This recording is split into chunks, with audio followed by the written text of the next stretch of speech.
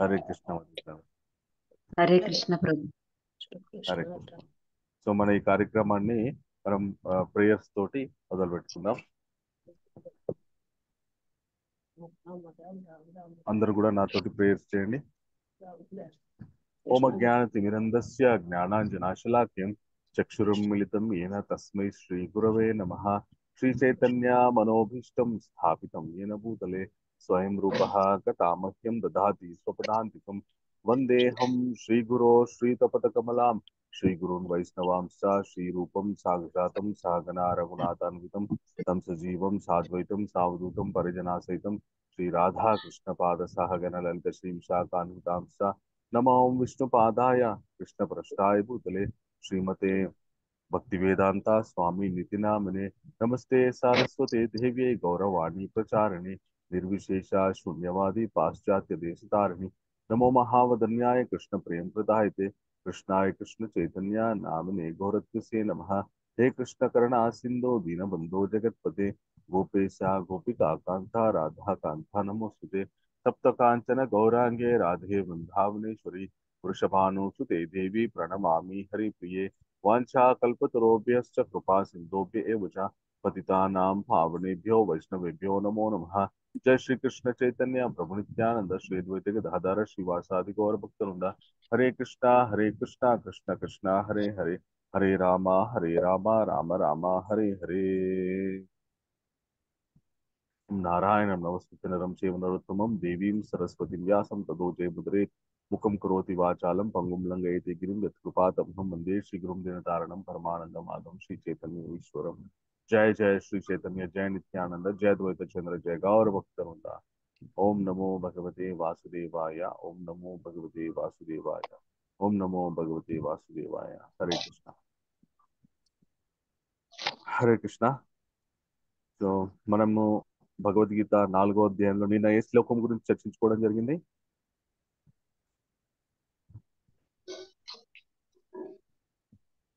హరే కృష్ణ. నిన్న ప్రభుజీ నిన్న భగవద్గీత ఏం చెప్పారు? మాధవేంద్రపురి గురించి చెప్పారు ప్రభుజీ. చెప్పారు. ఓహో మాధవేంద్రపురి. అచ్చా నిన్న మాధవేంద్రపురి ఈ యొక్క ఆవిర్భావ దినోత్సవం. అంతకుముందు ముందు క్లాస్ లో ఏ శ్లోకం గురించి చెప్తున్నాం? 3వ శ్లోకం చదివింది. 23 వరకు అయినా చదివింది. 23 24 23 వరకు చదివింది.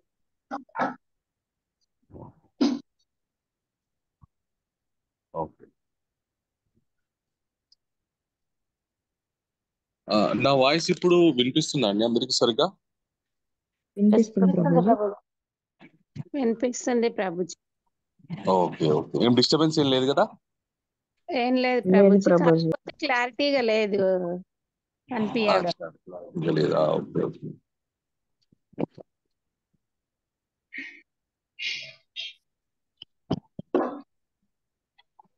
హరే కృష్ణ. ఇప్పుడు ఓకే ప్రభుజీ. సో 23 వరకు చర్చించుకున్నాం అన్నారు కదా, 24 నుండి మనము మొదలు పెట్టుకోవాలి కదా. హరే కృష్ణ. అవును ప్రభుజీ. సో ఈ 24వ అధ్యాయం 24వ శ్లోకం చాలా చాలా ముఖ్యమైనది. చాలా చోట్ల దీన్ని ఈ శ్లోకాన్ని పారాయణ చేస్తూ ఉంటారు. అద్భుతమైనటువంటి శ్లోకం.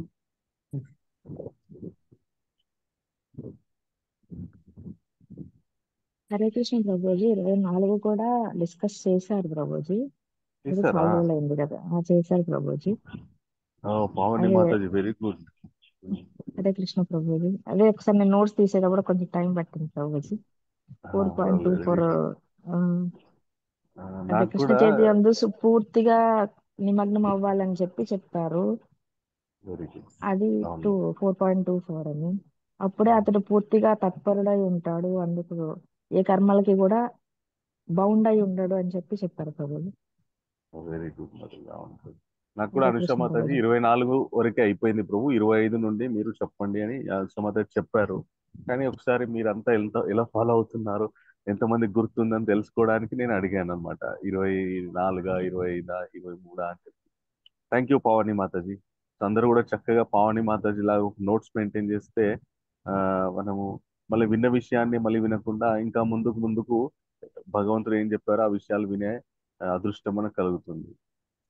సో 24లో బ్రహ్మార్పణం బ్రహ్మహవి బ్రహ్మగ్నో బ్రహ్మణహుతం బ్రహ్మైవ తేన గంతవ్యం బ్రహ్మ కర్మ సమాధిన అని బ్రహ్మ బ్రహ్మ బ్రహ్మ బ్రహ్మ బ్రహ్మ అని ఆ 4-5 సార్లు వస్తుందన్నమాట.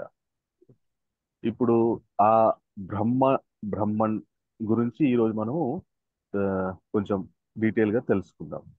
సో 25వ శ్లోకంలో స్క్రీన్ షేర్ చేస్తాను నేను.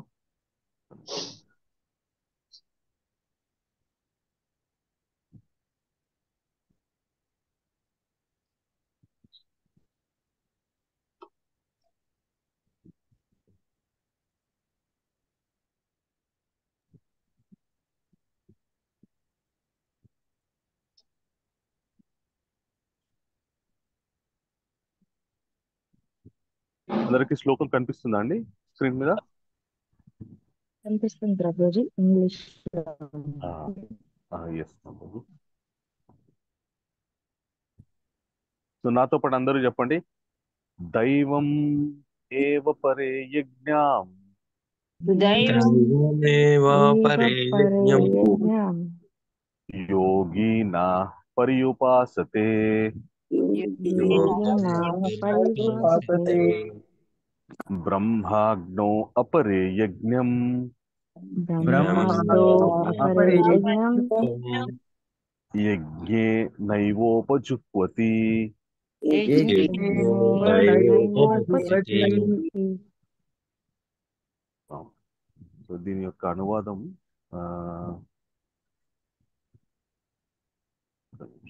తెలుగులో ట్రాన్స్లేట్ చేద్దాం.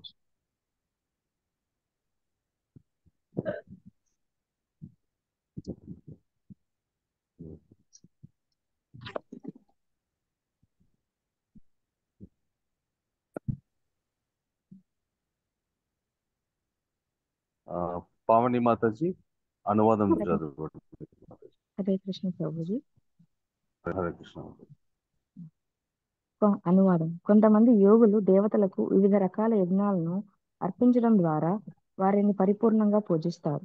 మరికొందరు పరమబ్రహ్మం యొక్క అగ్నిలో యజ్ఞాలను సమర్పిస్తారు. హరే కృష్ణ ప్రభుజీ.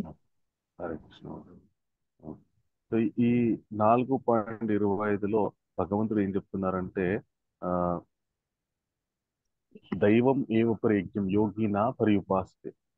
అంటే మన సనాతన ధర్మంలో చాలా చాలా పద్ధతులు ఉన్నాయి, చాలా చాలా సాధనలు ఉన్నాయి మనకి. అందుకే ఇప్పుడు మనం మనము ఎక్కువ ఆ మాధుర్య భక్తి, అలాగే భగవంతుని గురించి జపము, నామకీర్తన, శ్రవణము ఇవన్నీ చేస్తుంటాం.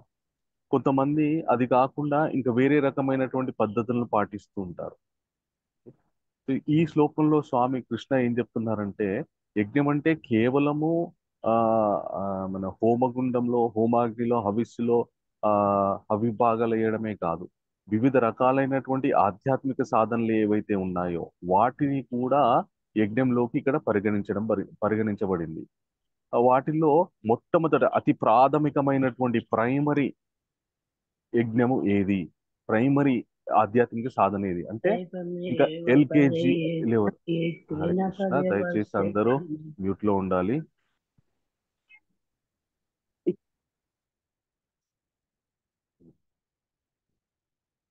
ఆధ్యాత్మిక జీవితంలో మొట్టమొదటి ఈ సాధన ఏదంటే వివిధ దేవత ఆరాధన. అంటే మనందరికీ కూడా కుల దేవత అని, అలాగే ఇంకా ఇష్ట దేవత అని, లేకపోతే ఆ రాష్ట్రాధిపతి అని చెప్పి ఇట్లా వివిధ రకాలైనటువంటి దేవతలు మనందరికీ తెలుసు, మనందరం కూడా పూజించి ఉన్నాం. ఆ దేవతల్ని పూజించడం ద్వారా కొందరు పరిశుద్ధం అవుతున్నారు అనమాట. ఎలాగా అంటే నిస్వార్థంగా ఆయా దేవతల్ని పూజించడం ద్వారా వాళ్ళు నిస్వార్థంగా పూజించడం వల్ల ఏం జరుగుతుంది, క్రమక్రమంగా వాళ్ళు ఇంకా ఆధ్యాత్మిక జీవితంలో ఆ దేవతా స్వరూపాలు ఎక్కడి నుండి వచ్చాయి అనేది తెలుసుకునే జిజ్ఞాసతోని ఆ దేవతా స్వరూపాలందరికీ కూడా దేవాది దేవుడైనటువంటి ఆయన మూల కారణం అని చెప్పి తెలుసుకొని మళ్ళీ అక్కడికి వెళ్ళడం జరిగింది. అందుకే శంకరాచార్యుల వారు ఒక అద్భుతమైనటువంటి శ్లోకం చెప్తారు. ఏమనంటే ఆకాశాత్ పతితం తోయం. నాతో పాటు అందరూ చెప్పండి. మ్యూట్ లో ఉన్నారు మీరు అందరు కూడా. మ్యూట్ లో ఉండే మీరు ఎక్కడ ఉన్నా కూడా మ్యూట్ లో ఉండి చెప్పండి నాతో పాటు. ఆకాశాత్ పతితం తోయం యథా సాగరం ప్రతిగచ్చతి సర్వదేవ నమస్కృతాః కేశవం ప్రతిగచ్చతి అని చెప్పారు శంకరాచార్యులు. దీని అర్థం ఏంటి అంటే ఆకాశం నుండి జాలువారినటువంటి అటువంటి ప్రతి ఒక్క వర్షపు బిందువు యొక్క గమ్యము సముద్రం ఎలాగైతే అవుతుందో, అంటే ఆకాశం నుండి వర్షం పడుతుంది, వర్షం నదులలో పడుతుంది, అలాగే వివిధ ప్రాంతాల్లో పడుతుంది. ముఖ్యంగా నదిలో ఏదైతే ఆకాశం వర్షం పడుతుందో ఆ ప్రతి ఒక్క నీటి బిందువు వర్ష బిందువు యొక్క గమ్యము నది మెల్లగా చాలా ప్రాంతాలు ప్రవహిస్తూ చివరికి వెళ్ళి సముద్రంలో కలిసిపోతుంది.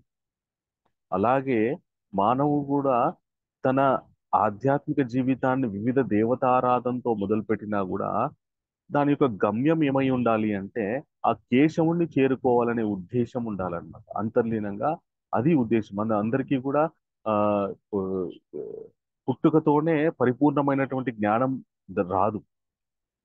భగవంతుడే చెప్తాడు, నామే విదుషురాగన ప్రభవం న మహర్షయ అహమాదిరిహి దేవానా మహర్షీనాంశ సర్వసహ అని చెప్పేసి ఆ కృష్ణ ఏం చెప్తారంటే నేనే అందరికీ ఆది దేవుణ్ణి అని చెప్పేసి దేవతలు మహర్షులు కూడా తెలుసుకోలేరయ్యా అర్జున అని కృష్ణుడు చెప్తాడు. అలాంటిది దేవతలకి గొప్ప గొప్ప మహర్షులకే కృష్ణుడే ఆది దేవుడు దేవాది దేవుడు అని తెలిసేటటువంటి అవకాశం లేనప్పుడు సామాన్యులమైనటువంటి మనకి ఆ తెలిసే అవకాశం చాలా చాలా తక్కువ. కేవలం ఏ గొప్ప గొప్ప వైష్ణవుల ద్వారానో గొప్ప గొప్ప గురువుల ద్వారానో వింటే తప్ప మనకి తెలియదు దేవాది దేవుడు అందరికీ భగవత్ స్వరూపాలందరికీ కూడా మూల కారణ వివరణ చెప్పేసి. అందు గురించని అలాగా పూర్తి అవగాహన లేనటువంటి వారు ఏం చేస్తారంటే వివిధ దేవతారాధన చేస్తుంటారు. చేయడం వల్ల ఏం జరుగుతుందంటే యంతి దేవవ్రత దేవాన్ పితృన్ యంతి పితృవ్రత భూతాని యంతి భూతేజో యంతి మధ్యాజినోపి మామని భగవంతుడు ఇంకా మున్ముందు అని చెప్తారు. అలాగే వివిధ దేవతారాధన చేయడం వల్ల అది తప్పు పని కాదు, తక్కువ పని కాదు, అలాంటి తక్కువ సాధన కూడా కాదు. కానీ దానికి వచ్చేటటువంటి ఫలితం ఏంటి అంటే ఆయా దేవత ఏ దేవతకైతే ఆరాధన చేస్తారో ఆయా దేవత ఏ లోకంలో ఉంటారో ఆ లోకంకి వాళ్ళు వెళ్ళడం జరుగుతుంది. చాలా కాలం ఆయా లోకాల్లో నివసించి చక్కటి స్వర్గాది సుఖాలని అనుభవించి మళ్ళీ ఆ పుణ్యఫలం అయిపోయిన తర్వాత మళ్ళీ మానవ జన్మ ఎత్తేటటువంటి అవకాశం ఉంటుంది. అంటే అది కేవలం 4 సంవత్సరాలు 10 సంవత్సరాలు కాదు, చాలా దీర్ఘకాలం ఆయా దేవతా లోకాలకు వెళ్ళి వాళ్ళు అక్కడ నివసిస్తారనమాట. అయితే పూర్తిగా నాస్తికుడిలాగా బ్రతికే కంటే ఇలాగా దేవత ఆరాధన చేసి ఎంతో కొంత మంచిగా బ్రతకడం ఉత్తమం. దీని తర్వాత వచ్చేటటువంటి ఉపాసన పద్ధతి ఏంటి అంటే దైవం ఏవపరేగ్యం యోగినా పరియుపాసతే బ్రహ్మాగ్నో అపరేగ్యం యజ్ఞే నైవోపజుహ్వతి. ఈ పరబ్రహ్మం మనకి ఏం చెప్తారంటే శంకరాచార్యుల వారు అహం బ్రహ్మాస్మి బ్రహ్మ సత్యం జగన్మిథ్య అని ఇట్లా చెప్తూ ఉంటారు. అంటే సమస్తం కూడా బ్రహ్మమయమై ఉంది. ఈ పరబ్రహ్మంలోనే ఆ నిరాకార బ్రహ్మంలో నుండి కూడా బ్రహ్మంలో నుండే సమస్తం కూడా ఉద్భవిస్తున్నది అని చెప్పి మనకి చెప్తూ ఉంటారు. అంటే శాస్త్రంలో కూడా ఈ బ్రహ్మం గురించిన ప్రత్యేకమైన వివరణ ఉంది. నిన్న కూడా మనం బ్రహ్మార్పణము అని చెప్పుకున్నాం మనం 24వ శ్లోకంలో. దీని గురించి మనకి చాలా చాలా ఖచ్చితమైనటువంటి అవగాహన ఉండాలి. బ్రహ్మం అంటే ఈ బ్రహ్మం, ఈ నిరాకార బ్రహ్మం ఎక్కడి నుండి మొదలవుతుంది, ఈ నిరాకార బ్రహ్మానికి ఆ ఎవరు అధిష్టానించి ఉన్నారు, ఈ నిరాకార బ్రహ్మానికి ఎవరు బీజాన్ని ప్రసాదిస్తున్నారు అని చెప్పి తెలుసుకోవాలి. మనకి కృష్ణ ఏం చెప్తారంటే గుణత్రయ విభాగ యోగంలో పరంభూయ ప్రవక్ష్యామి జ్ఞానానాం జ్ఞానముత్తమం యజ్ఞాత్వా మునయ సర్వే పరం సిద్ధిమితో గథ. ఇదం జ్ఞానముపాశ్రిత్య మమ సహధర్మమాగత సర్గేపి నోపజాయంతే ప్రళయేన వితంతి చ మమ యోనిర్మహద్బ్రహ్మ తస్మిన్ గర్భం దదామ్యహం సంభవామి సర్వభూతానాం అని చెప్తారు. మమ యోనిర్మహద్బ్రహ్మ తస్మిన్ గర్భం దదామ్యహం. ఈ పరబ్రహ్మం నిరాకార బ్రహ్మం ఏదైతే ఉందో అది నాయందు నేను బీజం ఇవ్వడం ద్వారా ఈ నిరాకార పరబ్రహ్మము సమస్త నిరాకార పరబ్రహ్మంలో నుండి ఉద్భవిస్తున్నాయి అని చెప్పి కృష్ణుడు అర్జునుడికి చెప్తారు మన 14వ అధ్యాయంలో. అంటే ఇప్పుడు ఈ నిరాకార పరబ్రహ్మం ఏదైతే ఉందో భగవంతుడి యొక్క శక్తి ద్వారానే ఆ నిరాకార పరబ్రహ్మం నుండి సర్వం కూడా ఉద్భవిస్తున్నది. అలాగే ఈ స్వామి ఏం చెప్తారంటే బ్రహ్మణోహి ప్రతిష్టాహం అమృతస్య వేస్య శాశ్వతస్య చ ధర్మస్య సుఖస్య కాంతికస్య చ అని చెప్తారు. ఈ పరబ్రహ్మం ఏదైతే ఉందో అది నా ఆధీనంలో ఉంటుంది, నేను నాకు లోబడి ఉంటుంది అని చెప్పి చెప్తారు. చెప్పి అలాగే మాంసయో వ్యభిచారేణ భక్తి యోగేన సేవతే బ్రహ్మ భూయయా కల్పతే. మరి ఎవరైతే ఈ పరబ్రహ్మాన్ని ఉపాసన చేయాలనుకునే వాళ్ళు వారి యొక్క గమ్యం ఏమై ఉంటుంది అంటే ఇంకా కఠోరమైనటువంటి నియమాలతోటి భక్తితోటి అధ్యయనంతో సాధన చేసి మేము ఈ శరీరం వదిలిపెట్టిన తర్వాత మా యొక్క జీవాత్మ ఆ పరబ్రహ్మంలో ఐక్యమైపోవాలి అనే ఒక ఉద్దేశంతో వాళ్ళ యొక్క సాధన కొనసాగుతోంది. అయితే కృష్ణ ఏం చెప్తారంటే ఎవరైనా గనక అలాగా ఆ ఉద్దేశంతో సాధన మొదలు పెట్టినా సరే మాంచయో వ్యభిచారేణ భక్తి యోగేన సేవతే సహగుణాన్ సమతిత్యేతాన్ బ్రహ్మభూయయా కల్పతే. ఈ బ్రహ్మభూయయా కల్పతే అంటే ఆ పరబ్రహ్మాన్ని పొందాలనుకుని ఆ పరబ్రహ్మంలో ఐక్యమయ్యాలని అనుకున్నా కూడా నన్ను తీవ్రంగా అనన్య మనస్సుతోటి శుద్ధ భక్తి చేస్తే వాళ్ళకి ఆ పరబ్రహ్మంలో సాయుధ్య ముక్తి కలిగేటటువంటి అవకాశం దొరుకుతుంది అని చెప్పారు. అంటే మరి ఆ పరబ్రహ్మాన్ని నేను ఇంకా ఈ శరీరం వదిలిపెట్టిన తర్వాత మోక్షం పొందాలి, ఇంకా ఐక్యమైపోవాలి బ్రహ్మజ్యోతిలో అనుకునే వాళ్ళకు కూడా కృష్ణ భక్తి ఆధారం. అయితే మరి ఇప్పుడు రెండు విధాలైనటువంటి రెండు పద్ధతులు చెప్పారు. ఏమేం చెప్పారు? ఏ పద్ధతులు చెప్పారు? ఒక నిమిషం అందరికీ అన్మ్యూట్ చేసుకునే ఆప్షన్ ఇస్తాను.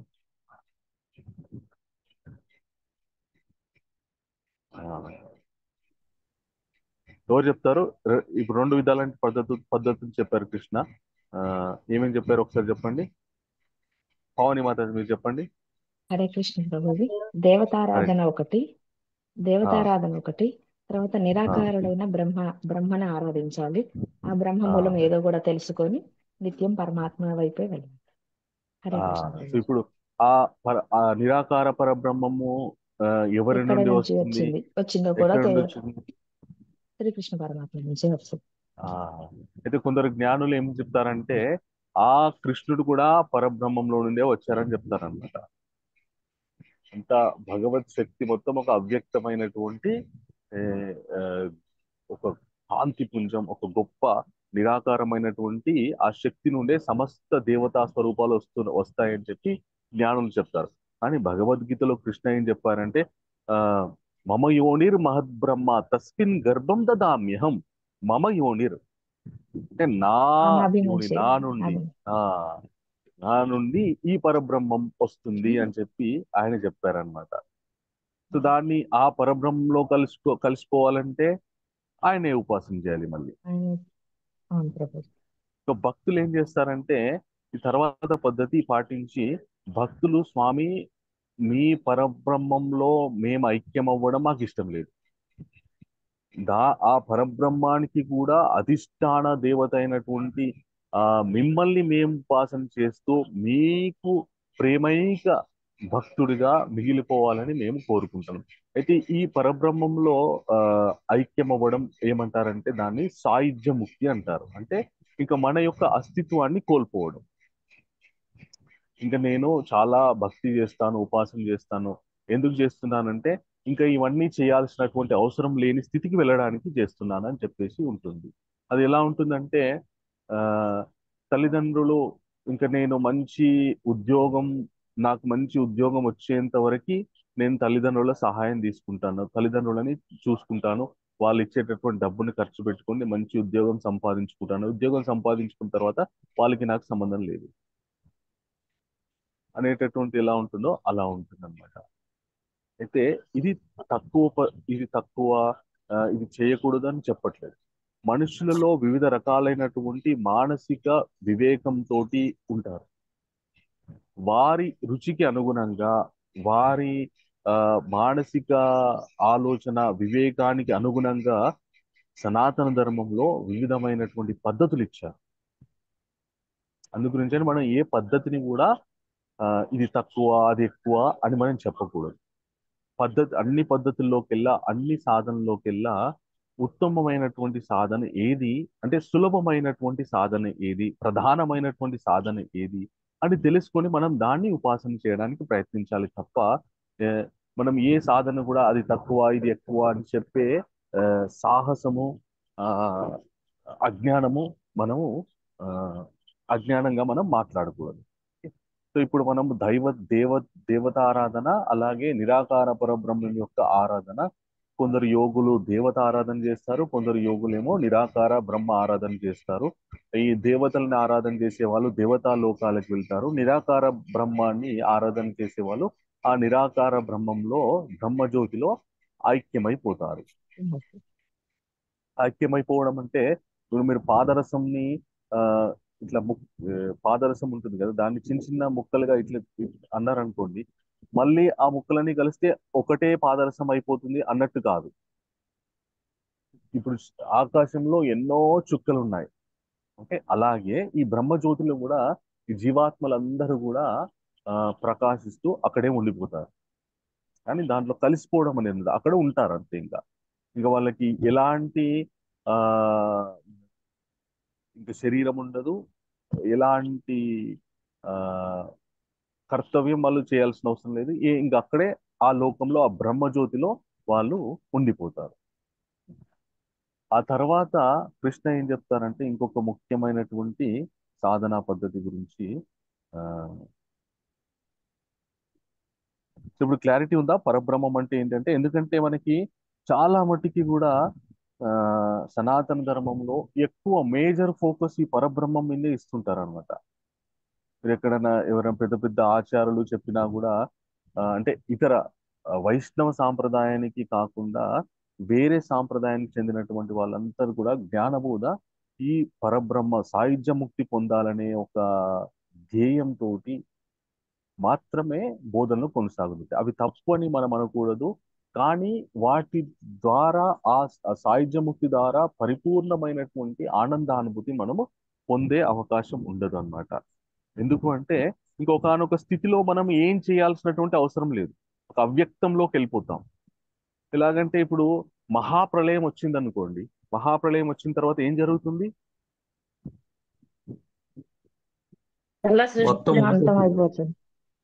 అంతమైపోయి ఏం జరుగుతుంది? అంతమైపోయి మళ్ళీ బ్రహ్మ సృష్టించాకే మొత్తం అంతా జీవరాశి వస్తుంది.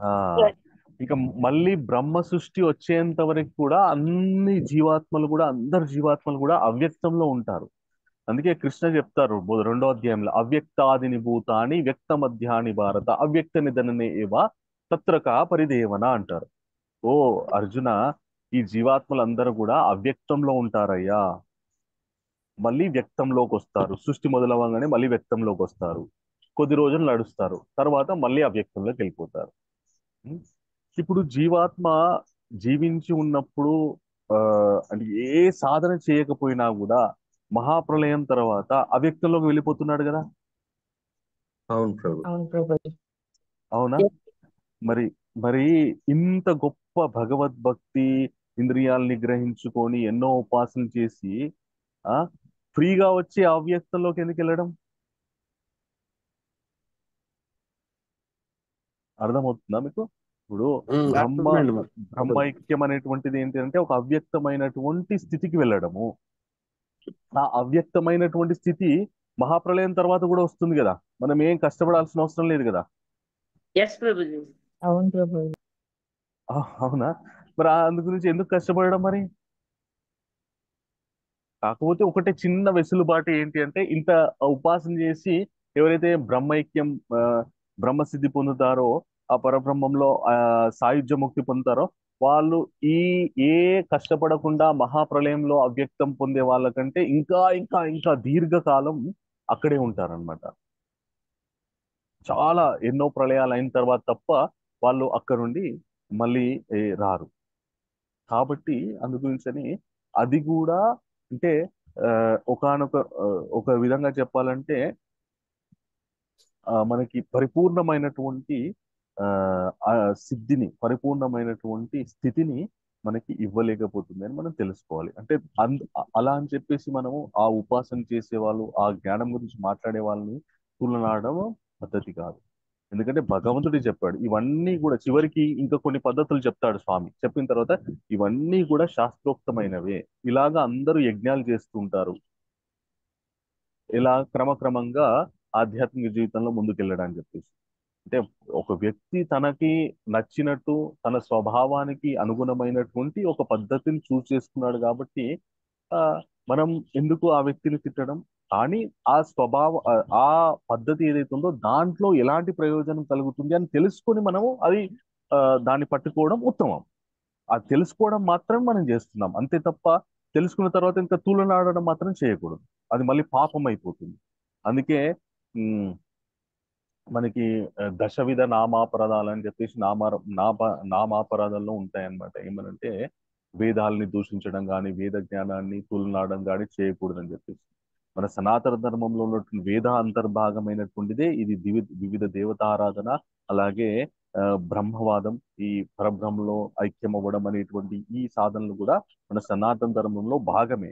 మనము వివేకమైనటువంటి వైష్ణవులు ఏం చేస్తారంటే, ఏ పద్ధతి ద్వారా నేను భగవంతుడికి ప్రతినిత్యం ఆయన సన్నిధిలో ఉంటూ ఆయనని సేవ చేసుకోగలను అనే పద్ధతిని పట్టుకొని ఆయన ముందుకు వెళ్తాడు తప్ప మిగతా వాటి చూలనాడడు, మిగతా వాటి జోలికి వెళ్ళడు.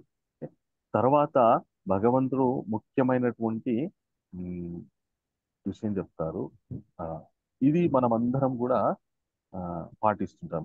ఎలాగైతే అందరికి కనిపిస్తుందా స్క్రీన్? కనిపిస్తుంది ప్రభుజీ. కనిపిస్తుంది. నాతో పాటు అందరు చెప్పండి. శ్రోత్రాణేంద్రియాణ్యన్యే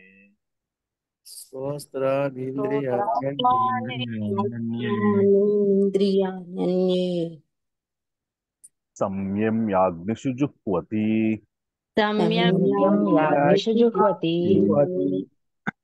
శబ్దాదిన్ విషయాన్ అన్యే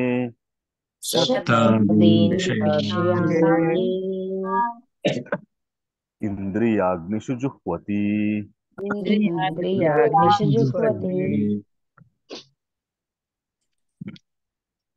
అనువాదాన్ని ఎవరు చదువుతారు? నేను చదువుతాను ప్రభుజీ. ప్రభు చదవండి. ఎవరు ప్రభు పేరు చెప్తారు? హరే కృష్ణ. మీ పేరు ఒకసారి చెప్పండి. హరే కృష్ణ ప్రభుజీ. అనువాదం: కొందరు కల్తీ లేని బ్రహ్మచారులు మానసిక నియంత్రణ అనే అగ్నిలో శ్రవణ ప్రక్రియను మరియు ఇంద్రియాలను త్యాగం చేస్తారు. మరికొందరు నియంత్రిత గృహస్థులు ఇంద్రియాల అగ్నిలో ఇంద్రియ వస్తువులను త్యాగం చేస్తారు. హరే కృష్ణ ప్రభు. మీ పేరు ప్రభు? ఈశ్వర ప్రభుజీ. ఈశ్వర ప్రభు. ఓకే. నాకు నేను మొబైల్లో నుండి క్లాస్ చెప్తున్నాను, ల్యాప్టాప్ లేదు, అందు గురించి అని చాలా సౌకర్యంగా లేదు. ఓకే, అందరు చూడలేకపోతున్నాను. Thank you. అయితే ఇంకొందరు ఏం చేస్తా, శ్రోత్రాన్ని ఇంద్రియాన్ని శ్రవణం ద్వారా, శ్రవణమనే ఒక శ్రోత్రానేంద్రియాన్ని అన్యే సంయమ్యాగ్ని జుహ్వతి, శబ్దాన్ని విషయాన్ని అన్యే ఇంద్రియాగ్ని జుహ్వతి. అయితే కొందరు మంచి భక్తులు, బ్రహ్మచారులు, గృహస్థులు, వీళ్ళు ఏం చేస్తారంట, భగవంతుని గురించి వినడం, శ్రవణం అనే పద్ధతి ద్వారా, శ్రవణం అనే యజ్ఞాన్ని చేసి ఆధ్యాత్మిక జీవితంలో ముందుకెళ్ళడానికి ప్రయత్నం చేస్తుంది. ఇది మూడో పద్ధతి. ఓకే, సో ఇది అతి ముఖ్యమైనటువంటి పద్ధతి. మీరు మిగతా పద్ధతులు ఏవైనా కూడా ఆ మిగతా పద్ధతులు ఏవైనా కూడా అది దేవతార్చన దేవతారాధన కావచ్చు, బ్రహ్మైక్య సిద్ధి పొందడం కావచ్చు, ఇంకా ముందొచ్చే ఆ, ఆ, సాధనలు కావచ్చు, అన్నింటికీ కూడా ముఖ్యమైనటువంటి మన తల్లివేరు లాంటిది ఈ శ్రవణం అనేటువంటి పద్ధతి. ఈ శ్రవణం అంటే ఏదైనా సాధన చేయాలంటే ముందుగా దాని గురించిన అవగాహన ఉండాలి కదా. ఎవరన్నా ఒకరు మనకు చెప్పి ఉండాలి. అది చెప్తే తెలుసుకుంటేనే మనం ఆ సాధన చేయగలం. అసలు విననే లేదనుకోండి, మనమే ఏదో నా ఇష్టం వచ్చింది, నాకు ఇలా అనిపించింది నేను చేస్తున్నా అంటే కుదరదు కదా. దానివల్ల ఏం జరుగుతుందంటే కృష్ణ చెప్తాడు, యశ్ శాస్త్రవీతం సృజ వర్తతే కామకారత న సిద్ధిమవాప్నోతి న సుఖం న పరాంగతిం అని చెప్తారు. ఎవరైతే శాస్త్రాలు వినకుండా శాస్త్రాల్లో ఉన్న విధంగా పాటించకుండా వాళ్ళు ఇష్టం వచ్చినట్టు చేస్తారో నా సుఖం నా పరాంగతి, ఈ భౌతిక ప్రపంచంలో సుఖం ఉండదంట వాళ్ళకి. అలాగే ఉత్తమ లోకాలు కూడా వాళ్ళు వెళ్ళరు, పరలోకాల్లో కూడా వాళ్ళకి సుఖం ఉండదంట. కాబట్టి మరి శాస్త్రాల్లో ఉన్నది తెలుసుకోవాలంటే శాస్త్రాన్ని ఆల్రెడీ తెలుసుకున్న తన ద్వారా మనం వినాలి. సో ఈ శాస్త్రాల్లో చెప్పిన ఇవన్నీ పద్ధతుల గురించి మనకి ఎవరు చెప్తారు? ఏ ఆచార్యులో గురువులో ఎవరో ఒకరు చెప్తారు. చెప్తే వినడం, వాళ్ళ చెప్పిన మాటల్ని మనం విని, ఓహో ఈ ఈ ఆధ్యాత్మిక పద్ధతి ఇలా ఉంటుందా, ఈ ఆధ్యాత్మిక పద్ధతిని మనం ఇలా చేయాలా అని తెలుసుకొని చేస్తారు. ఎలాగైతే మనకి సర్వేంద్రియాణం నయనం ప్రధానం, అన్ని ఇంద్రియాల్లోకెల్లా కళ్ళు ముఖ్యమైనటువంటివి అని చెప్పి చెప్తారో, అలాగే సర్వ సాధనానాం శ్రవణం ప్రధానం, అన్ని సాధనల్లోకెల్లా వినడం అనేటువంటిది ప్రధానమైనటువంటి సాధన. సో ఈ మూడో శ్లోకం ఏదైతుందో ఇది మనందరికీ వర్తిస్తుంది. ఇప్పుడు మీరందరూ కూడా ప్రతిరోజు ఉదయం వచ్చి ఏదైతే వింటున్నారో ఇది శ్రవణం అనే యజ్ఞాన్ని చేస్తున్నారు మీరు. మీలో కొందరు బ్రహ్మచారులు, గృహస్థులు, ఆ గృహస్థ బ్రహ్మచారులు. గృహస్థ బ్రహ్మచారులు అంటే ఏ ఏ గృహస్థ అయితే కేవలం తన భార్యందు మాత్రమే ఆ అంటే ఇంకా ఇతర స్త్రీలతోని సంబంధం పెట్టుకోకుండా తన భార్యతోని మాత్రమే సంబంధంలో ఉంటూ చక్కటి స్వాధ్యాయం అలాగే ఆధ్యాత్మిక సాధన చేస్తుంటాడు, అతన్ని కూడా బ్రహ్మచారిగానే పరిగణిస్తారు. సో మన అందరం కూడా గృహస్థ బ్రహ్మచారులు. మనందరికీ కూడా ఆ ప్రతిరోజు భగవంతుని గురించి విని మనం భగవంతుని మీద ఇష్టాన్ని భక్తిని పెంచుకుంటున్నాం. సో ఇది అత్యంత ముఖ్యమైనటువంటి మూడో పద్ధతి. ఇలాగా ఒకసారి ఏమైంది అంటే ఒక పెద్ద ఆ గజ దొంగ, సో ఇంకా దోపిడీ చేయడమే ముఖ్యమైనటువంటి వృత్తి. ఇంకా అతనికి ఎందుకంటే వాళ్ళ నాన్న దొంగ, వాళ్ళ నాన్న దొంగ అయిన తర్వాత వాళ్ళ నాన్న దొంగతనాలు చేసేటప్పుడు ఈ పిల్లోడిని కూడా చిన్నప్పుడు తీసుకెళ్తూ ఉండేవాడు. ఇంకా వీడికి అదే అలవాటు అయిపోయింది. పరంపర ఏవం పరంపరం ప్రాప్తం ఇమాం రాజశ్రీయ విధం అని చెప్పేసి 4వ అధ్యాయంలో మొదట కృష్ణుడు చెప్తారు కదా. ఇప్పుడు ఈ పిల్లోడికి కూడా పరంపరాగతంగా దొంగతనం అనేటటువంటి వృత్తి అలవాటు అయిపోయింది. ఓ రోజు ఏం జరిగిందంటే వీడు ఇంకా టార్గెట్ చేసుకునేవాడు ప్రతిరోజు కూడా, ఏ ఇంట్లో దొంగతనం చేద్దాం, ఎప్పుడు దొంగతనం చేద్దాం అని చెప్పేసి. ఒక రోజు ఏం జరిగింది, ఈ దొంగలకి కొన్ని ఆ వాళ్ళకి టైం తెలుసు అనమాట. ఏ టైంకి వెళ్ళి దొంగతనం చేస్తే ఆ అంటే ఏ టైంకి దొంగతనానికి వెళ్తే వాళ్ళ పనికి డిస్టర్బెన్స్ కాకుండా వాళ్ళ పని చక్కగా సాగుతుంది, దొంగతనం చక్కగా చేయొచ్చు అని చెప్పేసి సమస్త మనుషులందరూ కూడా ఒక రాత్రి సమయంలో ఏదంటే 12 ఇంకా 1 నుండి 4, 5 ఈ ప్రాంతం ఉంటుంది, ఈ టైం ఉంటుంది కదా, గాఢ నిద్రలో ఉంటారనమాట. తీవ్రమైనటువంటి గాఢ నిద్రలో ఉంటారనమాట. అయితే ఈ దొంగలు మెయిన్ గా అదే సమయాన్ని టార్గెట్ చేసుకొని వాళ్ళ దొంగతనాన్ని, వాళ్ళ చేతి వాటాన్ని చూపించడానికి వాళ్ళు ప్రయత్నం చేస్తారు. ఈ దొంగ కూడా ఏం చేస్తుంది, ఒక రోజు మంచిగా ఆ టైం చూసుకున్నాడు, ఒక ఇల్లు చూసుకున్నాడు.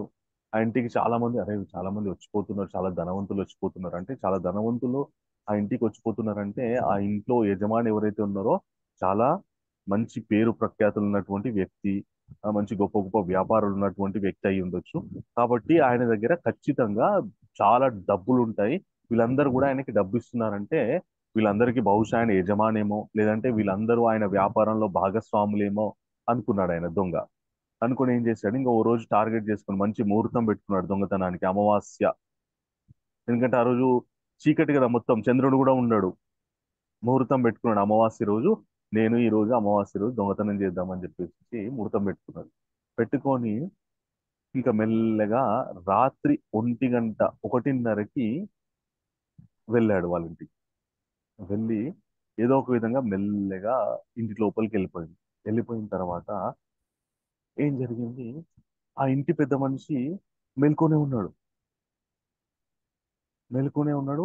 చిన్న దీపం పెట్టుకొని ఏదో చదువుతున్నాడు ఆయన. అరే అమ్మా, అనవసరంగా నేను ఇంట్లో అందరు పడుకున్నారేమో అని నేను అనుకున్నా, కానీ ఇంక ఈయన మేల్కొనే ఉన్నాడని చెప్పేసి ఆయన ఏం చేస్తాడు, ఒక చాటుకు డోర్ చాటుకుని ఈయన ఎప్పుడు ఈయన కూడా పడుకుంటాడు కదా, కొద్దిసేపు అయినా పడుకుంటాడు కదా అని చెప్పేసి ఆయన ఏం చేస్తాడు, ఆ ఆయన ఏం చదువుతున్నాడో చదువుతుంటే ఈయన వింటుంటాడు అనమాట. మెల్లగా మెల్లగా ఇక పడుకుంటాడు, ఇక పడుకుంటాడు, ఇక పడుకుంటాడు, ఇక పడుకుంటాడు, ఇక పడుకుంటాడు అని అనుకుంటుంటే అంట కో అని కోడి కూస్తుంది. కోడి వేయగానే తెల్లారిపోతుంది కదా, అందరు మెలుకుంటుంటారు కదా మెల్లగా.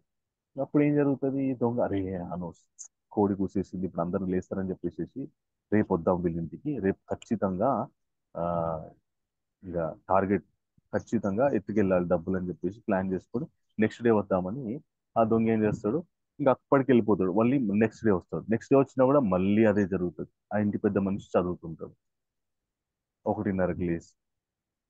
ఇట్లా కొన్ని రోజులు జరిగిన తర్వాత ఆయన ఈయన ఏమవుతుంది, మెల్లమెల్లగా మెల్లమెల్లగా ఈయన ఈయన లోపల మార్పు వస్తుంది అనమాట. అరే ఎందుకు వాళ్ళ ఇంటికి వెళ్ళడము, దొంగతనం చేయడము ఇట్లా కాదు అని చెప్పేసి ఆయన ఆ మెల్లగా నెక్స్ట్ డే సాయంకాలం వాళ్ళ ఇంటికి అందరు వెళ్తుంటే ఈయన కూడా వాళ్ళందరితో పాటు వెళ్ళి ఆ ఆ ఇంటికి వెళ్తాడు. వెళ్ళి ఆ పెద్ద మనిషి చెప్పే మాటలు వింటుంటాడు. అయితే ఆ పెద్ద మనిషి ఎవరంటే ఒక మంచి ఆధ్యాత్మిక సాధకుడు. ఆయన ఏం చేస్తాడంటే రామాయణ మహాభారత గ్రంథాలు, భగవద్గీత, భాగవత గ్రంథాలు రోజుకొకటి చొప్పున ఆయన చదువుతుంటాడు. ఈ దొంగ వింటుంటాడు.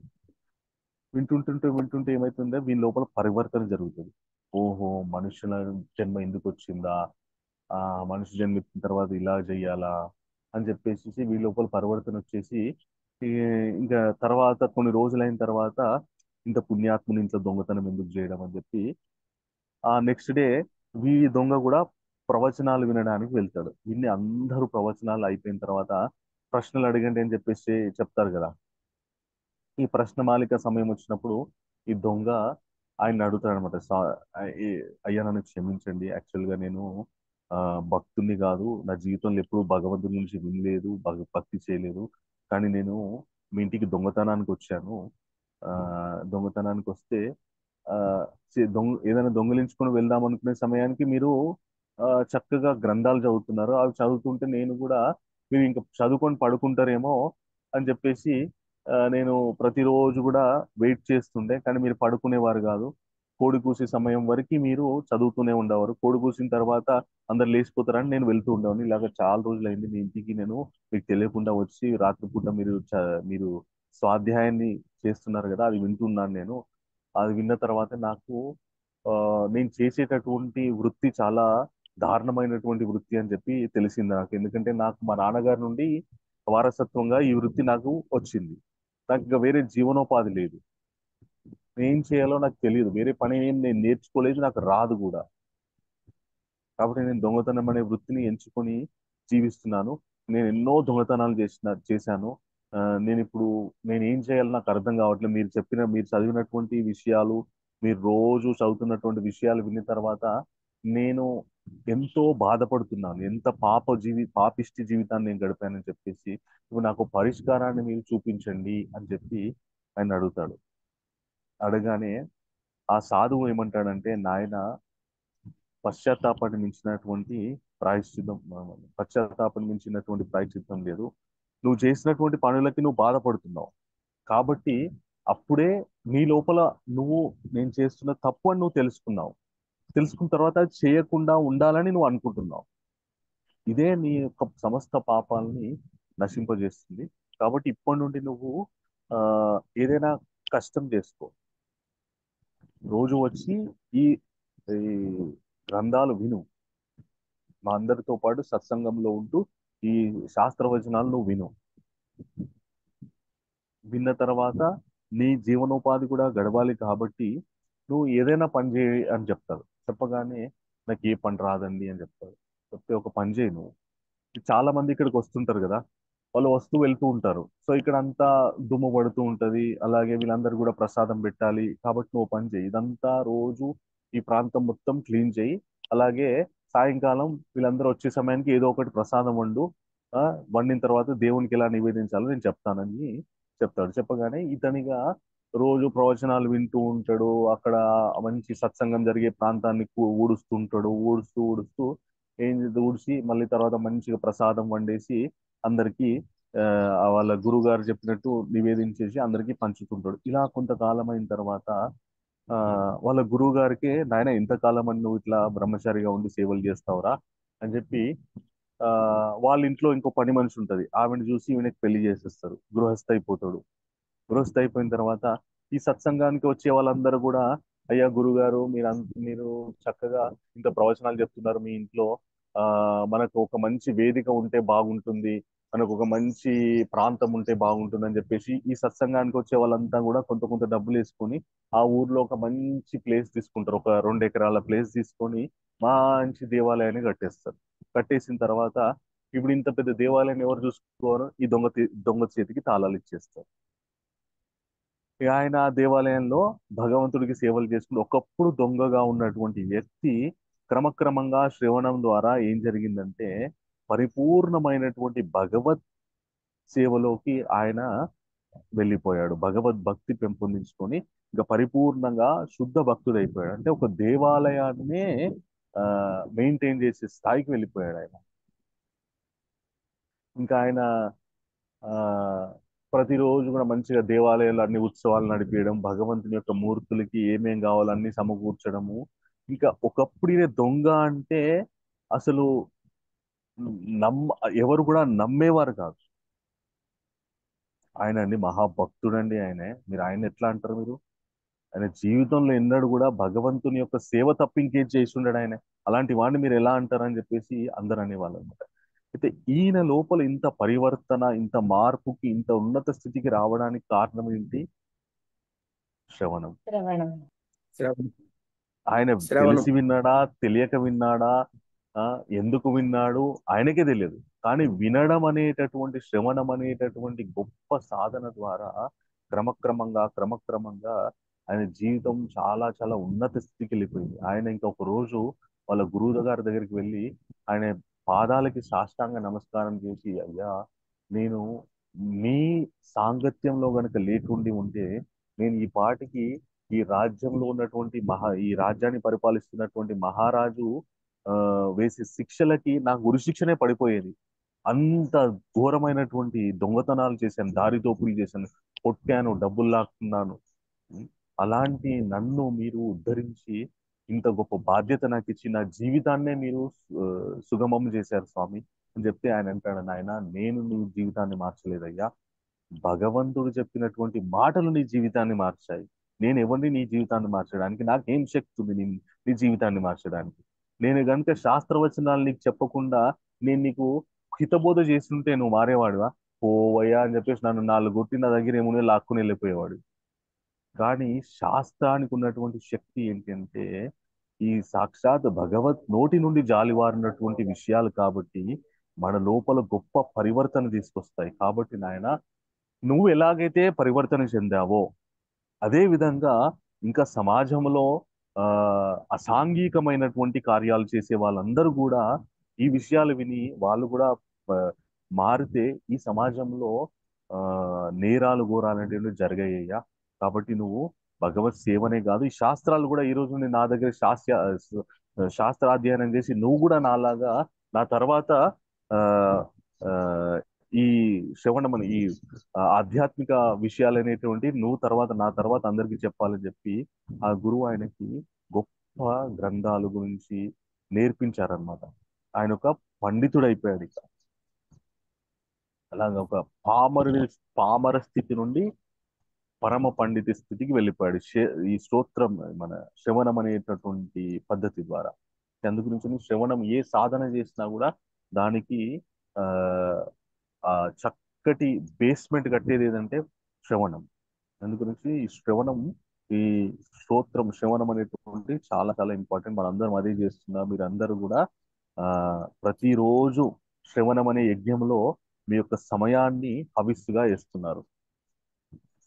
సో మీ సమయాన్ని హవిస్సుగా వేయడం వల్ల మీకు శాస్త్ర జ్ఞానం అనేటువంటి గొప్ప ఫలితం వస్తుంది. శ్రవణం అనే యజ్ఞంలో మీ సమయాన్ని హక్కుగా వేయడం ద్వారా ఏం జరుగుతుంది?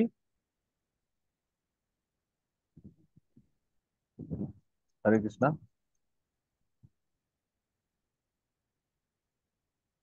శాశ్వత జ్ఞానం అందుతుంది ప్రభుజీ. తర్వాతి శ్లోకం. సర్వేంద్రియా కర్మాణి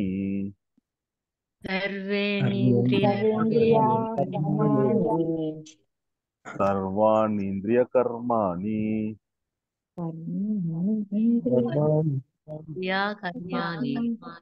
ప్రాణకర్మాణి చాపరే ఆత్మ సంయమ్య యోగాగ్నో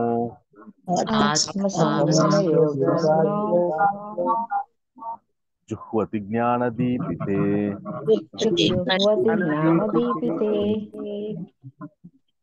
ఇప్పుడు ఇంకొక 4వ పద్ధతి గురించి కృష్ణ చెప్తున్నారు.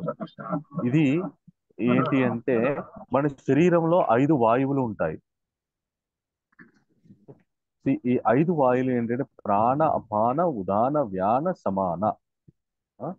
ఈ 5 వాయువులు ఉంటాయన్నమాట. ఈ 5 వాయువులు మన శరీరం అంతా తిరుగుతూ ఉంటాయి. ప్రాణవాయువు మన ముక్కు ద్వారా ప్రాణవాయువుని మనం పీల్చుకుంటాం.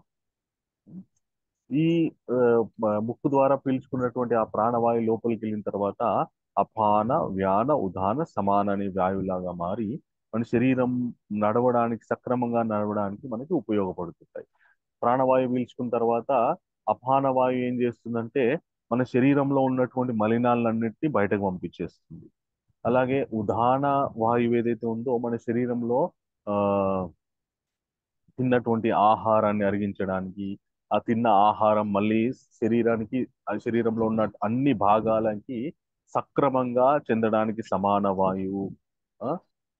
ఇలాగా ఈ 5 వాయువులు కూడా మన శరీరం యొక్క సక్రమమైనటువంటి నడవడానికి, అంటే ఎలాంటి రోగం లేకుండా మన శరీరము ఉండడానికి ఈ వాయువులు మనకి ఉపయోగపడుతుంటాయి. అందుకే మనకి ఆయుర్వేద డాక్టర్ దగ్గరికి వెళ్ళారనుకోండి, మీకు కఫవాప్త పిత్తము, మీ పిత్తం పెరిగిపోయిందండి అని చెప్పేసి, కఫం పెరిగిపోయిందని చెప్పేసి అంటూ ఉంటారు. ఇవన్నీ ఎలాగంటే మన లోపల ఉన్నటువంటి వాయువులు సరిగ్గా సక్రమంగా లేకపోయేసరికి, ఆ శుద్ధీకరణ జరగకపోయేసరికి అవి పెరిగిపోతుంటాయి. అయితే కొందరు యోగులు ఏం చేస్తారంట అంటే ఈ ప్రాణవాయువు మీద దృష్టిని కేంద్రీకరించి సాధన చేస్తారంట.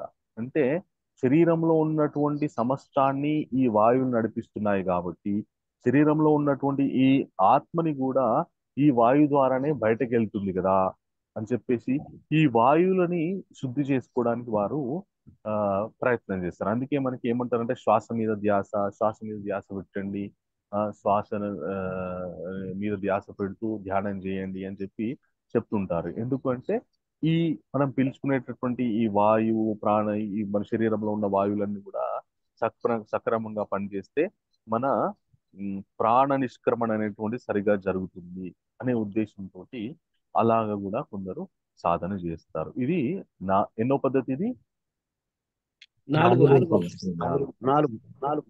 సో ఇప్పటివరకు ఏమేం పద్ధతులు తెలుసుకున్నాం మనము?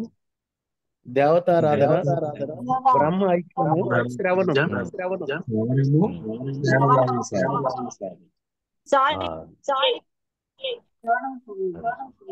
శ్వాస మీద ధ్యాస, ఇట్లా ఇవన్నీ పద్ధతులు. ఇంకా రేపు కూడా ఇంకా కొన్ని పద్ధతులు వస్తాయి.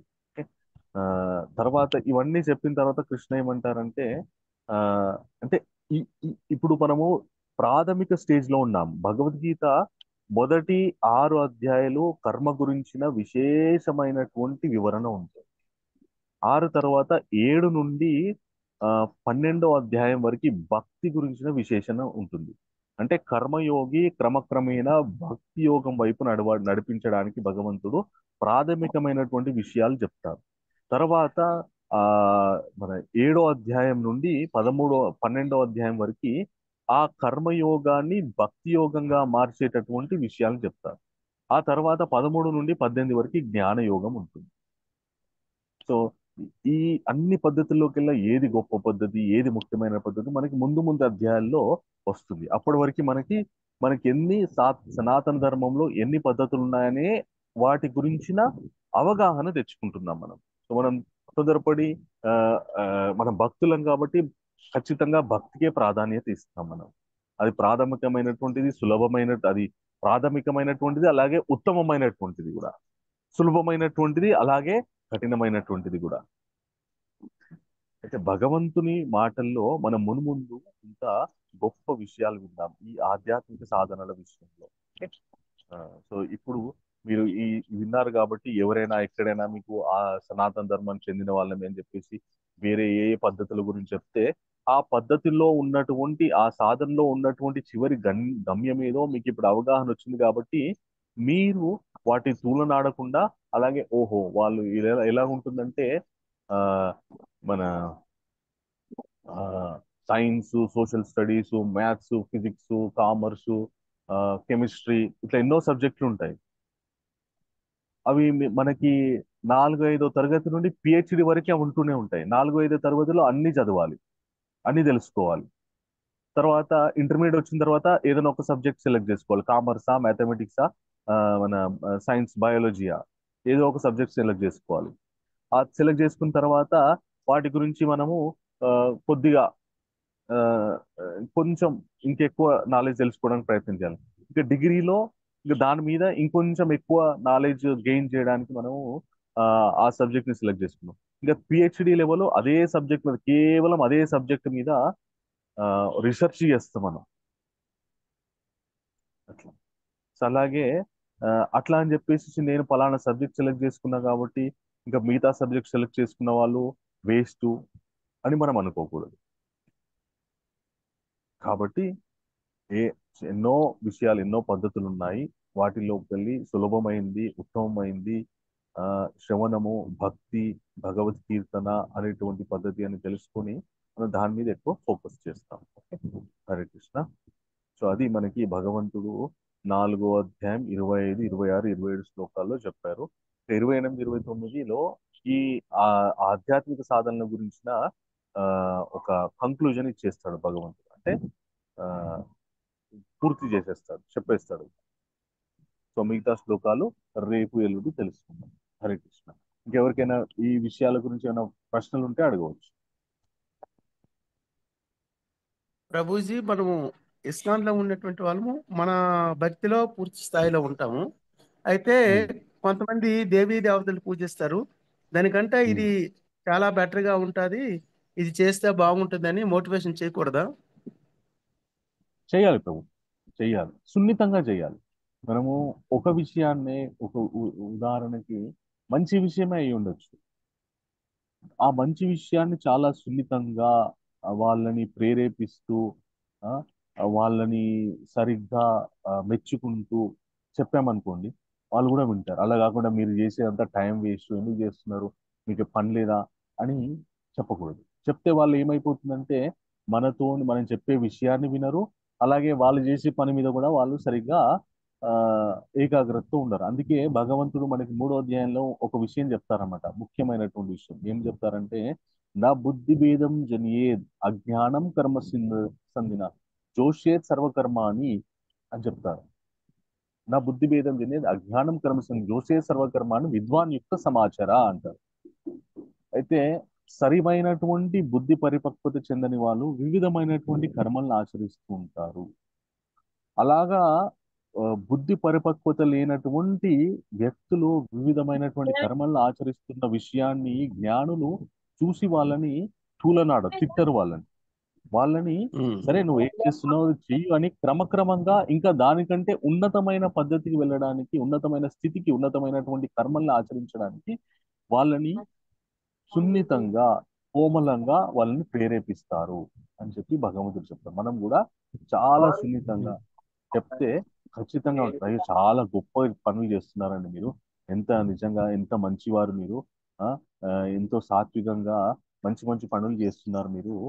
ఆ అయితే ఇవన్నీ చేస్తున్నారు కదా, ఇది కూడా చేయండి, ఇది కూడా కొద్దిగా యాడ్ చేయండి, ఈ పని కూడా ఇంకా బాగుంటుంది. అంటే మీకు కన్వీనియన్స్ గా ఉన్నప్పుడు దీని గురించి తెలుసుకొని చేయండి అని చాలా సున్నితంగా చెప్తే ఖచ్చితంగా స్వీకరిస్తారు. ఓకే ప్రభు.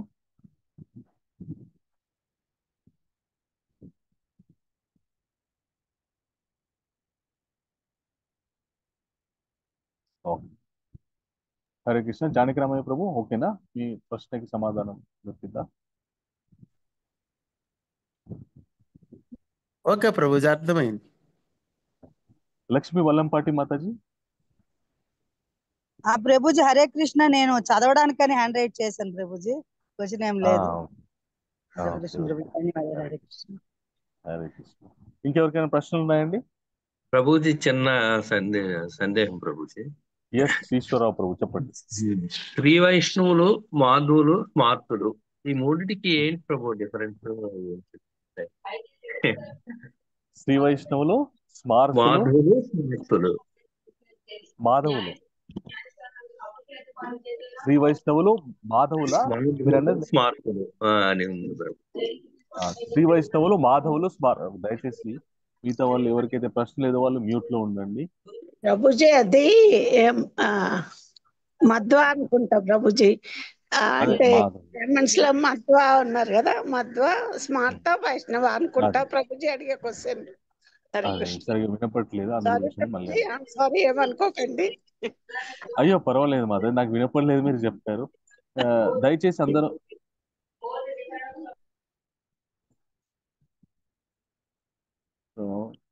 జూమ్ లో జాయిన్ అయినప్పుడు మనం మనకి ఏం ప్రశ్న లేకపోతే మనం మ్యూట్ లో ఉండడం ఉత్తమం. కొందరు అన్మ్యూట్ చేసేసుకుని ఏదేదో మాట్లాడుతున్న దానివల్ల వినపడలేకపోయింది.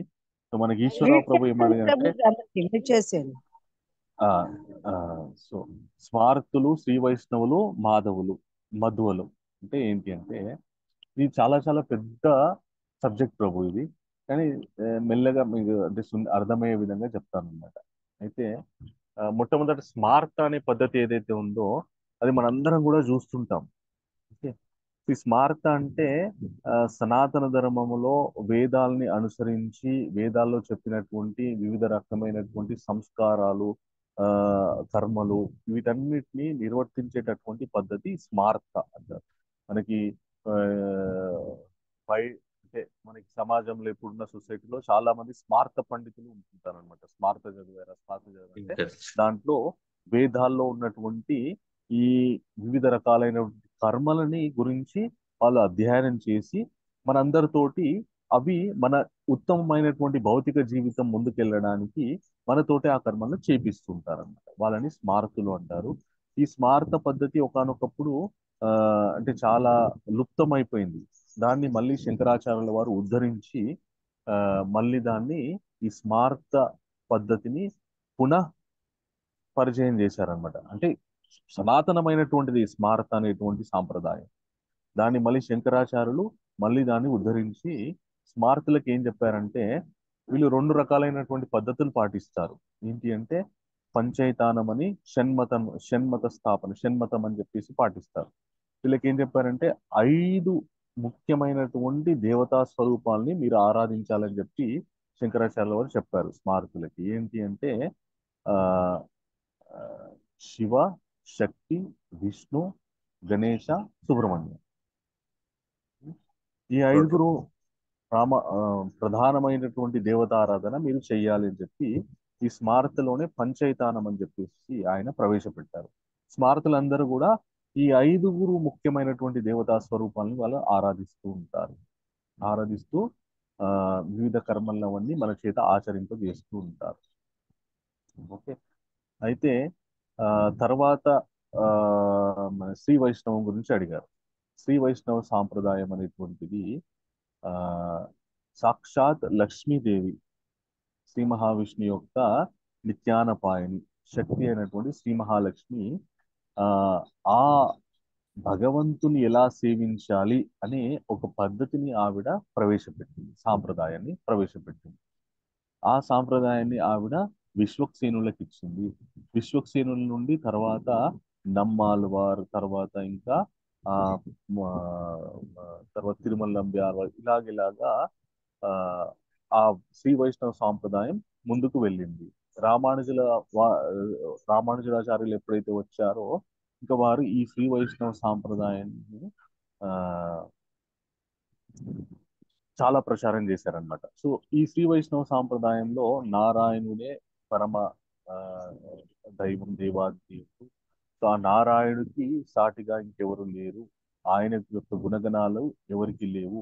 మనం సనాతనమైనా కూడా నారాయణుడికి మనకి భేదం ఉంది అనే ఏ, ఆ, మనమందరం కూడా నారాయణుడికి, భగవంతుని ఐశ్వర్య భక్తి, ఐశ్వర్య స్వరూపానికి దాసోహులం, మనమందరం కూడా ఆయనకి శుద్ధమైనటువంటి సేవకులం అవ్వాలి అని చెప్పేసి ఆ శ్రీ వైష్ణవ సాంప్రదాయంలో బోధనలు అనేవి ఉంటాయన్నమాట.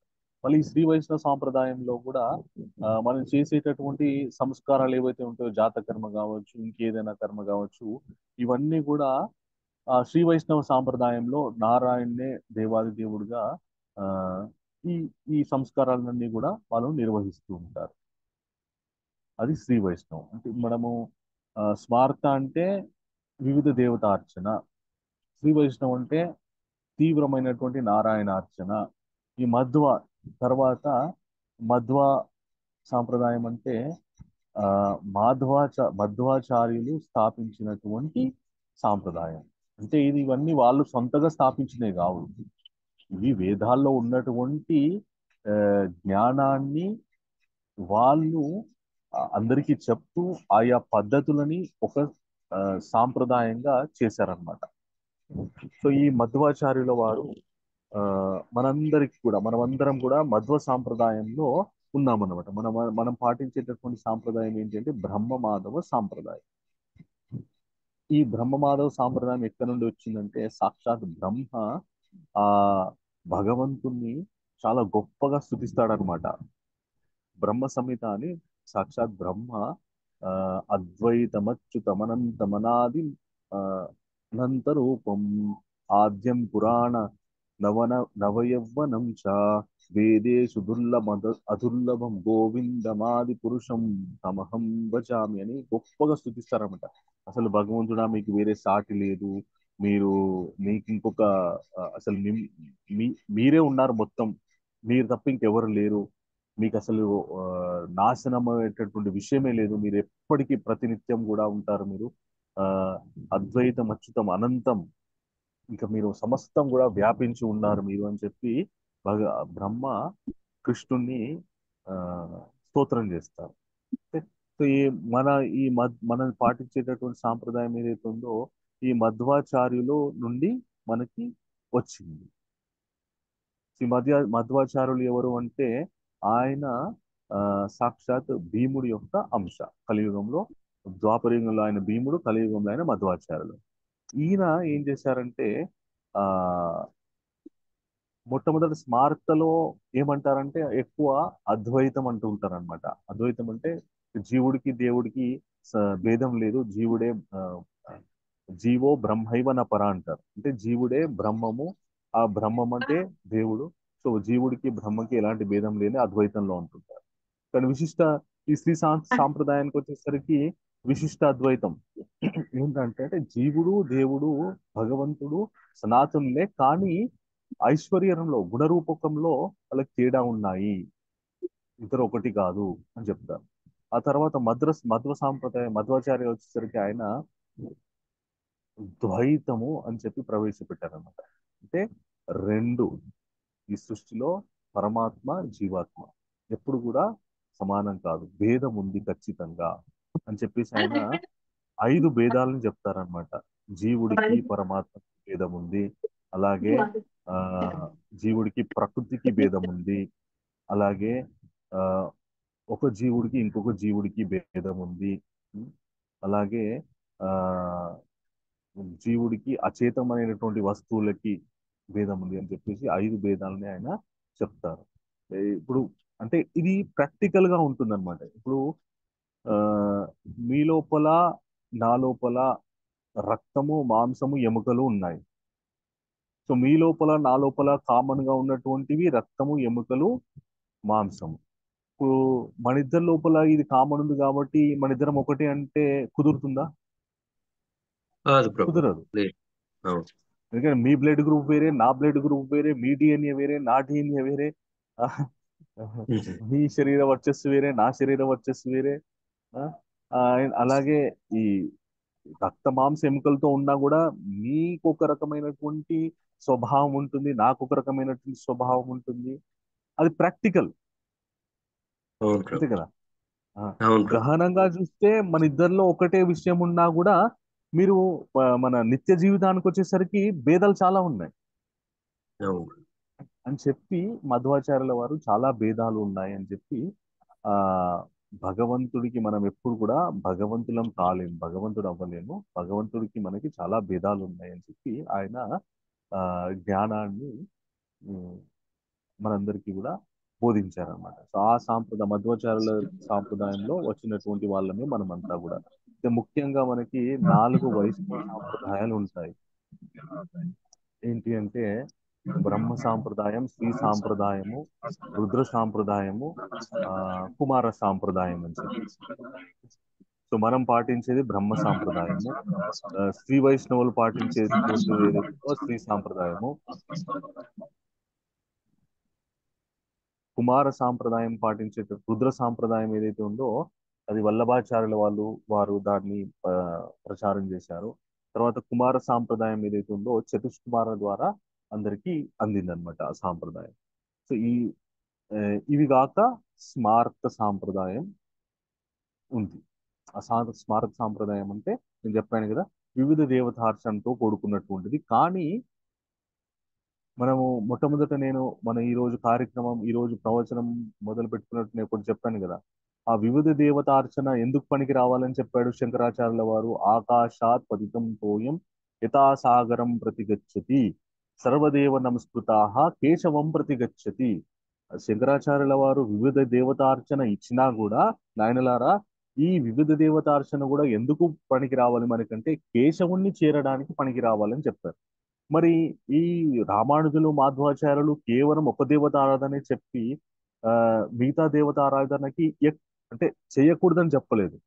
ప్రా మరీ ఈ ఒక దేవత ఆరాధనకి ఇచ్చినటువంటి గొప్ప ప్రాధాన్యత మిగతా దేవత ఆరాధనకి ఆ ఎక్కువ ప్రాధాన్యత ఇవ్వలేదు. ఎందుకంటే ఆ మిగతా దేవత ఆరాధన చేసినా కూడా చేరుకోవాల్సింది ఆ దేవాది దేవుడి దగ్గరికి కదా. కాబట్టి మిగతా దేవతలందరినీ కూడా సహృదయంతో గౌరవిస్తూ వాళ్ళని గౌరవిస్తూ ఆ నారాయణుని కృష్ణుణ్ణి పరమదేవుడిగా పూజిస్తారనమాట.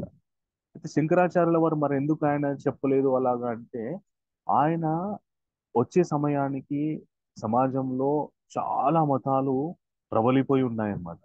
సో వాటన్నిటినీ సడన్ గా ఒక మనిషి ఆ ఎలాంటి నాస్తికుల్లాగా బతికాడు అనుకో, నాస్తికుల్లాగా బతికేవాడికి మీరు మీరు వచ్చి మాధుర్య భక్తి చేయండి, మీరు రసలీల వినండి, లేదంటే వైకుంఠం గురించి మీరు వినండి అంటే పోవయ్యా అవన్నీ పనికిరాని ముచ్చట్లు అని చెప్పేసి, పనికిరాని మాటలు అని చెప్పేసి తిట్టేస్తారు. అలా కాకుండా మెల్లమెల్లగా వాళ్ళని నాస్తికుల్ని అస్తికం వైపు నడిపించడానికి కొన్ని ప్రైమరీ ప్రాథమికమైనటువంటి విషయాలు వాళ్ళకి నేర్పిస్తూ ఉండాలి. మీరు అలా కదండి, ఇట్లా మంచి పనులు చేయండి, అరే దాన ధర్మాలు చేయండి, మంచి కర్మలు చేయండి, మీకే మంచిగా మంచి జీవితం వస్తుంది ఇలా చెప్తూ ఉంటే వాళ్ళకి మెల్లమెల్లగా ఆహా అలాగా అలాగా అలాగని మెల్లమెల్లగా ఉన్నత స్థితికి వెళ్తారన్నమాట. అందు గురించి ప్రాథమిక దశలో వివిధ ఆరాధన జరుగుతుంది. ఆ తర్వాత ఆ దేవాది దేవుడైనటువంటి ఆ కేశవుడి యొక్క ఆరాధన జరగాలి అని చెప్పి ఆయన అలా ప్రవేశపెట్టారు. ఇది చాలా డీప్ సబ్జెక్టు, కానీ మీకు ఎంతవరకు అర్థమైందో నాకు తెలియదు. ఈశ్వరరావు ప్రభు ఉన్నారా? ఉన్నాను ప్రభు. చాలా చక్కగా వివరంగా అవగాహన బాగా చెప్పారు ప్రభు. ధన్యవాదాలు ప్రభు. ఇప్పుడు చెప్పండి, స్మార్ట్ అంటే ఏంటి? స్మార్ట్ అంటే మనం వివిధ దేవతలను అర్చన చేస్తూ చివరికి కేశవుణ్ణి చేరడం ప్రభు. రైట్. శ్రీ వైష్ణవ్ అంటే ఏంటి? వైష్ణవ్ అంటే మనకి రామానుజాచార్యులు ద్వారా మనకి వచ్చింది. నారాయణ్ని మనం ప్రార్థిస్తాం ప్రభు. మధ్వ సంప్రదాయం అంటే ఏంటి?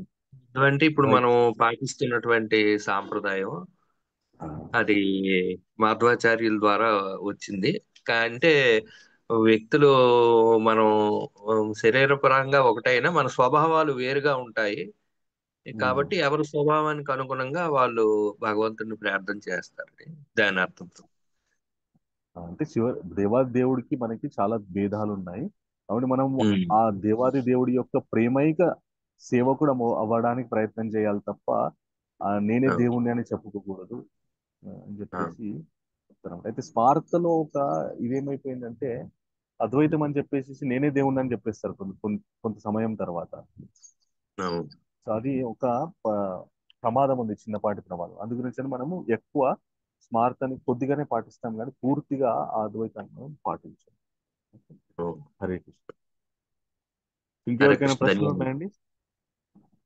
హరే కృష్ణ ప్రభుజీ, ధన్యవాదాలు ప్రభుజీ. మాకందరికి తెలియని విషయాలు కూడా చక్కగా వివరించారు. ప్రభుజీ అడిగిన క్వశ్చన్ ఇంతమందికి కూడా సమాధానం అయింది ప్రభుజీ. ధన్యవాదాలు ప్రభుజీ, చాలా బాగా వివరించారు ప్రభుజీ. హరే కృష్ణ. మనం చివరిగా హరే కృష్ణ మాతాజీ చెప్పండి. బర్త్డే చెప్పండి మరి. మీ అబ్బాయి పేరు? అజయ్ చంద్ర ప్రభుజీ. ఓకే. ఫస్ట్ ఇయర్ లో ఫస్ట్ క్లాస్ మార్కులు వచ్చాయి ప్రభుజీ. చాలా సంతోషం. హరే కృష్ణ. అజయ్ చంద్ర ప్రభు, హ్యాపీ కృష్ణ కాన్షియస్ బర్త్డే. మీరు ఇట్లాగే మీరు మీ అకాడమిక్స్ లో మంచి మార్క్స్ సంపాదిస్తూ ఇంకా జీవితంలో ముందుకెళ్లాలని మనస్ఫూర్తిగా భగవంతుని కోరుకుంటూ అందరం ఒకసారి అజయ్ చంద్ర ప్రభు గురించి ఆశీర్వాద పూర్వకంగా హరే కృష్ణ మహామంత్రం చెప్తాం. హరే కృష్ణ హరే కృష్ణ కృష్ణ కృష్ణ హరే హరే హరే రామ హరే హరే. ప్రభుజీ ఒక చిన్న హరే కృష్ణ ప్రభుజీ, మొన్న హోమం జరిగింది కదా, హోమం బొట్టు కావాలంటే ఎట్లా ప్రభుజీ? ఎవరు పంపిస్తారు ప్రభుజీ? మొన్న వేడిగా ఉండింది కదా. అవును మాతాజీ, ఎట్లా మా బొట్టు కావాలంటే మీరు మళ్ళీ ఏమైనా రాగలరా మాతాజీ ఇక్కడికి? చాలా దూరం ప్రభుజీ, అందుకని ఆ రోజు రావడం చాలా కష్టమైంది నాకు. అదే పోస్ట్ లో అట్లా పంపించగలరా ప్రభుజీ? లేకపోతే ఇట్లా ఏమంటారు ప్రభుజీ? పంపించచ్చు, అంటే పోస్టర్ లో పంపించేది కానీ మళ్ళీ వాడు చక్కగా అంటే సరిగ్గా వాళ్ళు హ్యాండిల్ చేయలేదు అనుకోండి, అంత అది కవర్ నుండి పడిపోవడం. ర్యాపిడో అయినా పర్వాలేదు ప్రభుజీ, వాటికి పే చేసుకుంటా కానీ దూరం నేను రాలేను ప్రభుజీ. సరే, నాకు మీ అడ్రస్ పంపించండి, నేను లొకేషన్ పంపించండి, నేను ర్యాపిడో చేస్తాను. నేను ఇక్కడ దేవాలయంలోనే ఉన్నాను. హరే కృష్ణ, ధన్యవాదాలు ప్రభుజీ. హరే కృష్ణ. హరే కృష్ణ. హరే కృష్ణ. ఇంకెవరైనా ఏమైనా అడగాలనుకుంటున్నారా? ప్రశ్నలు ఉన్నాయా? కృష్ణ ప్రభుజీ, చిన్న సందేహం హరే ప్రభుజీ. కృష్ణ. ప్రసాదం పంపిస్తున్నారు కదా ప్రభుజీ, దాంతో పాటు ఏమన్నా పంపించగలరా అని. ఏది మన ప్రసాదంతో పాటు ఏం పంపించాలనుకుంటున్నారు? అదే ప్రభుజీ, విభూతి. అచ్చా, హోమం విభూతి అంటున్నారా? అవును ప్రభుజీ. ప్రయత్నం చేస్తాం అది, ఎందుకంటే ఇది విభూతి మా బాధ ఏంటంటే సరిగా హ్యాండిల్ చేయలేదు అనుకో, కింద పడిపోతుంది అని చెప్పేసి మా బాధ. అందుగురించి చూస్తాం మేము ఎట్లయినా దాన్ని మంచిగా ప్యాక్ చేసే విధం ఏదైనా ఉంటే ప్రయత్నం చేస్తాము. అలా పంపిస్తే అందరికి అందుతుంది కదా ప్రభుజీ, అందుకని విన్నపిస్తున్నాను ప్రభుజీ. తప్పకుండా మాత్రం ఆలోచిస్తాం దీని గురించి. ఒకవేళ మీరు హైదరాబాద్ లో ఉంటే కనుక ఖచ్చితంగా గుడికి రండి, బాగుంటుంది. లేదు ప్రభుజీ, మహబూబ్నగర్ డిస్ట్రిక్ట్, కొల్లాపూర్. ప్రయత్నం చేస్తాం అదే తప్పకుండా. ఓకే ప్రభుజీ, దండవందనం ప్రభుజీ. ధన్యవాదాలు అందరికి జన్మదిన కాన్సన్ట్రేషన్ చేసిన ప్రేయర్స్ చేసినందుకు ప్రభుజీ. హరే కృష్ణ ప్రభుజీ. హరే కృష్ణ మాతాజీ. ఓకే, చాలా చాలా సంతోషం ఈరోజు మీ అందరితో. సో భగవంతుని యొక్క కృప వల్ల మీ అందరికీ కూడా ఈరోజు చాలా శుభదినంగా ఉండాలని చెప్పేసి భగవంతుని ప్రార్థిస్తూ వాంఛాకల్పతరుభ్యశ్చ కృపా సింధుభ్యో చ పతితానాం పావనేభ్యో వైష్ణవేభ్యో నమో. హరే కృష్ణ. హరే కృష్ణ ప్రభుజీ, అందరికీ ధన్యవాదాలు ప్రభుజీ. హరే కృష్ణ ప్రభుజీ. దండవత్ ప్రణామం. హరే కృష్ణ ప్రభుజీ. హరే కృష్ణ ప్రభుజీ, దండవత్ ప్రణామం. హరే కృష్ణ దండవత్.